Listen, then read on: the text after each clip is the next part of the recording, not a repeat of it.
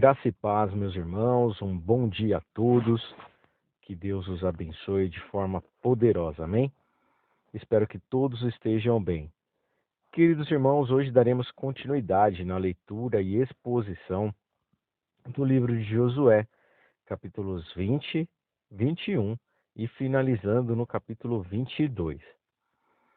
Capítulo 21, amados irmãos, a partir do versículo 1, nós veremos que as cidades de refúgio seriam provenientes das cidades levíticas, em cumprimento à legislação mosaica de Números, capítulo 35, dos versículos 9 a 28. Esses lugares foram estabelecidos para fornecer abrigo àqueles que haviam matado alguém sem intenção, podendo aguardar em segurança o julgamento. Versos 3 diz que vou colocar meu rosto contra aquele homem. Lidar com ele como um inimigo e torná-lo monumento da minha justiça, contaminar meu santuário, porque o santuário, irmãos, foi contaminado por abominações grosseiras cometidas naquela cidade ou terra onde estavam o santuário de Deus. Ou porque essas ações eles declaram a todos os homens que consideravam o santuário e o serviço de Deus abomináveis e vis, preferindo tal idolatria odiosa antes dele, e profanar o meu nome, quer dizer, em parte está desprezando, em parte está desonrando para os outros, e dando-lhes ocasião de blasfemar e abominar a verdadeira religião. No versículo 6, nós vemos aqui a expressão por erro e não com intento. Quer dizer aqui, irmãos, literalmente, acidental e sem ter o propósito. Dos versículos 7 a 9, veremos que as cidades de refúgio eram distribuídas de forma que ninguém demorasse mais de um dia de viagem até elas, de qualquer parte da terra de Israel. Golã, Ramote e Bezer ficavam do lado leste do rio Jordão, e Quedes, Siquém e Queriate Arba, ou seja, Hebrom, localizavam-se do lado oeste. Apesar de sua importância aqui no Pentateuco, as cidades de refúgio como tal não são mais mencionadas na Bíblia, nas Escrituras Sagradas. Dos versículos 9 a 27, como a adoração pagã afetava a ética, os regulamentos para as famílias seguem imediatamente após aqueles que tratam das práticas religiosas pagãs. Até certo ponto, as leis desta seção replicam as do capítulo 18, versículos 6 ao 30, que precedem a seção que trata das expressões apropriadas de santidade, no capítulo 19, versículos de 1 a 37. Todas essas eram questões relacionadas, pois a adoração adequada a Deus levava a uma conduta adequada em relação às outras pessoas, enquanto a adoração imprópria a Deus levava às violações morais. Versículo 17, vimos uma situação vergonhosa. A conduta adequada traz honra tanto para os indivíduos quanto para suas famílias. Uma conduta impropriada, imprópria, traz vergonha. Ambas as partes são cortadas, mas o homem será punido. Versículo 22, finalizando o capítulo 20. A própria terra, irmãos, é vista como santa e não tolerará esses pecados, os quais minam o código de santidade. A observância dos mandamentos e julgamentos divinos preserva o relacionamento de aliança entre Deus e o seu povo na terra que ele prometeu dar a eles. Capítulo 21, a partir do versículo 1. 48 cidades foram designadas como aquelas nas quais os levitas poderiam viver e apacentar o rebanho em suas imediações.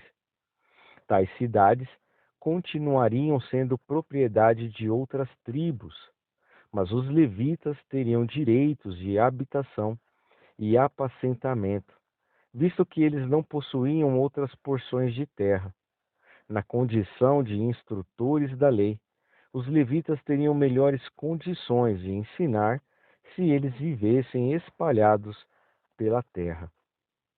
Os levitas, amados irmãos, foram até Josué para requerer sua justa parte do território, na qual estavam inclusas cidades ao longo da área que Deus havia prometido. Os arrabaldes eram as terras que cercavam cada cidade. No versículo 4 a 8, aqui as cidades levíticas são determinadas pela sorte. A palavra sorte, irmãos, aparece 5 vezes nesses versículos, mas este era o método direto utilizado por Deus para escolher as cidades. Deus estava no controle de cada aspecto do processo da herança. Finalizando o capítulo 21, entre os versículos 43 a 45, veremos a gloriosa conclusão desses 2 capítulos e de toda a segunda parte deste livro, capítulos 13 a 21.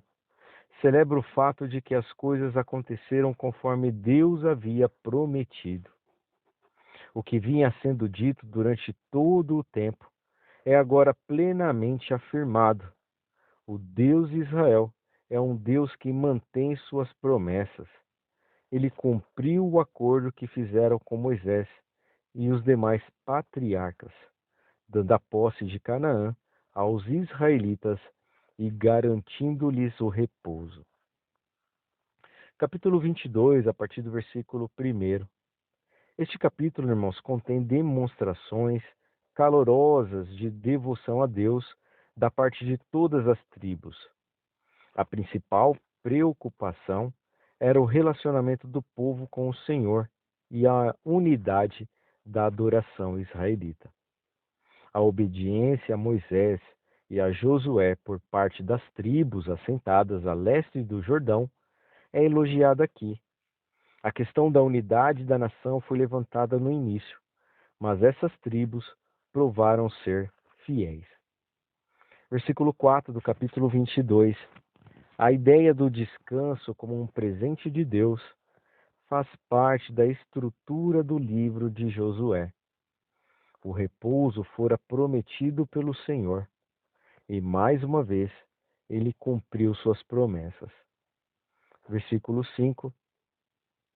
A exortação passional, tende cuidado de guardar com diligência, captura a alma deste capítulo. As palavras, irmãos, refletem o chamado de fidelidade em Deuteronômio, capítulo 4, versículo 29. Os verbos nesses versículos propiciam uma completa ilustração do que uma relação adequada com Deus inclui, ou seja, amar o Senhor, andar em todos os seus caminhos, guardar os seus mandamentos, achegar-se a Ele e servi-lo. Esta é a essência do primeiro e grande mandamento: amar a Deus plenamente. Amar a Deus, irmãos, é muito mais do que uma afirmação ou um sentimento. É obediência, lealdade e culto a Ele acima de qualquer coisa. Versículos 6 a 9. Josué os abençoou. A bênção retratada nessa expressão envolve muitas riquezas dos espojos da terra. Versículo 10 a 20. Surge a crise que testou a unidade de Israel. Este versículo não revela, irmãos, versículo 11, porque este altar foi construído depois que a crise se desencadeou. Deus, irmãos, instruíra Israel a não oferecer holocaustos ou sacrifícios em qualquer outro lugar, senão no tabernáculo, e não adorar outros deuses. A punição para a violação de ambas as leis era a morte. Por causa disso, ajuntou-se toda a congregação dos filhos de Israel em Siló, para saírem contra eles, os filhos de Ruben, Gade e Manassés e seu exército. Versículo 13 e 14. Tudo foi feito, irmãos, rigidamente, conforme as regras. Primeiro, as 9 tribos e meia a oeste do Jordão agiram em perfeita unidade, escolhendo cuidadosamente um representante de cada uma. Depois, elas enviaram o sacerdote Finéias para liderar a delegação, refletindo a preocupação de que a verdadeira adoração e o ritual fossem mantidos. Tudo o que estava, irmãos, acontecendo relembrava a tragédia de Baal Peor, lá em Números capítulo 25, ocasião em que drásticas ações tiveram de ser tomadas para a cessão da praga. Versículos 15 a 16. Sabemos que não seria Finéias e seus companheiros consideravam tal ofensa. Se fosse mesmo uma ofensa, por causa do tempo que ele usa para descrevê-la, transgressão, esta é mais uma palavra hebraica utilizada para o pecado de Acã, no versículo 2. Versículo 17 do capítulo 22. Aqui veremos a iniquidade de Peor. Inclui o fato de que os israelitas adoraram aos deuses moabitas e praticaram atos imorais com as mulheres de Moabe. As tribos a oeste do Jordão tiveram medo de que isso pudesse acontecer novamente. A expressão até o dia de hoje, não estamos purificados, sugere que Israel nunca se livrou completamente de tal pecado, que a idolatria e a atração pelo sistema religioso pagão, pagão e vizinho, sempre rodearam o povo, algumas vezes, inclusive, envolvendo-o definitivamente e de uma forma efetiva. Capítulo 22, versículo 18 a 20. Se as tribos a leste do Jordão estivessem de fato pecando, toda a nação sentiria suas consequências, exatamente como aconteceu com Acã. Versículo 21 a 29. As tribos da Transjordânia responderam insensivamente que eram inocentes de qualquer ato rebelde ou falta de fé. Esse trecho bíblico, irmãos, na verdade mostra isentas de malícia. Elas não tiveram a intenção de usar o altar de sacrifícios para Deus em si, ou para outros deuses.